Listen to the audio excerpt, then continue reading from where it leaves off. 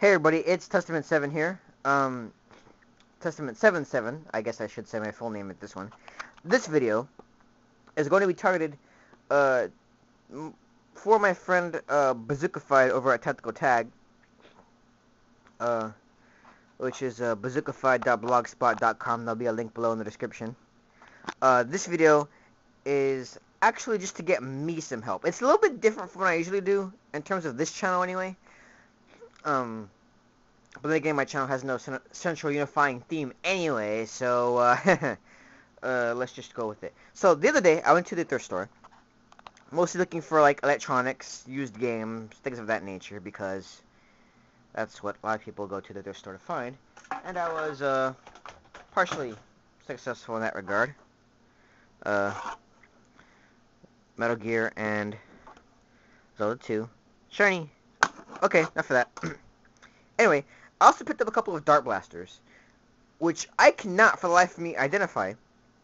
I have no idea what they are, so hopefully someone in the NIC can figure this out for me. So here's number one. What we have here is this thing, which looks really neat, by the way.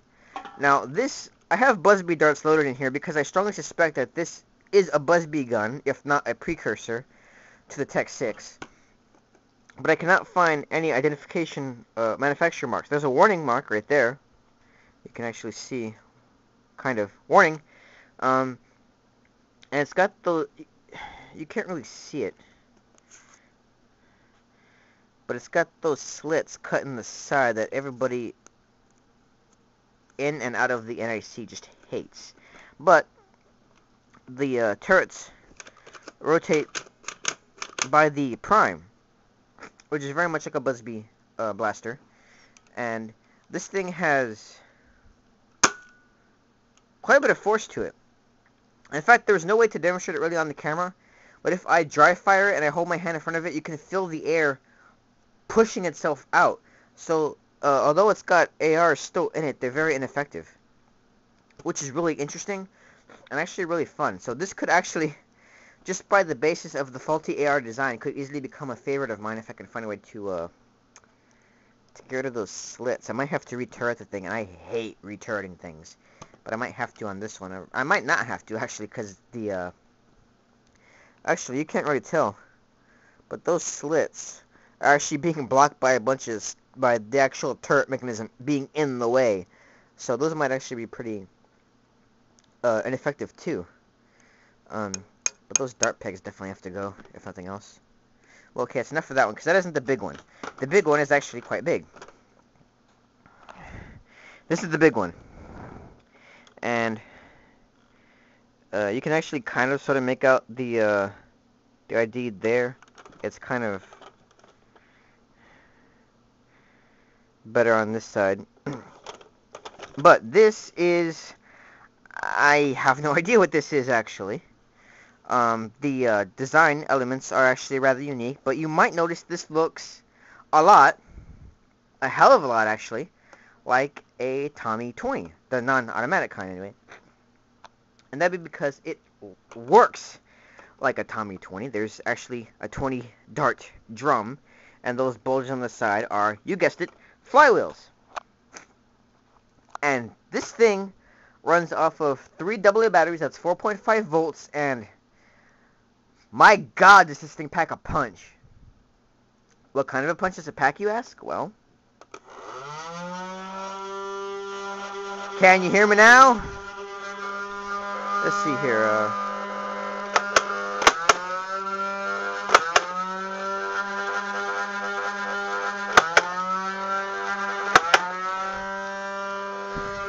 you couldn't even see the darts leaving. That's funny. Or that's a low frame rate, whichever.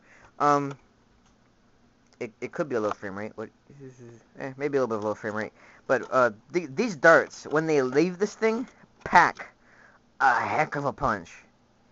I mean, if I'm using Buzzbee darts, I could probably bruise somebody with them at close range. And I have not modded this one bit. And that is scary.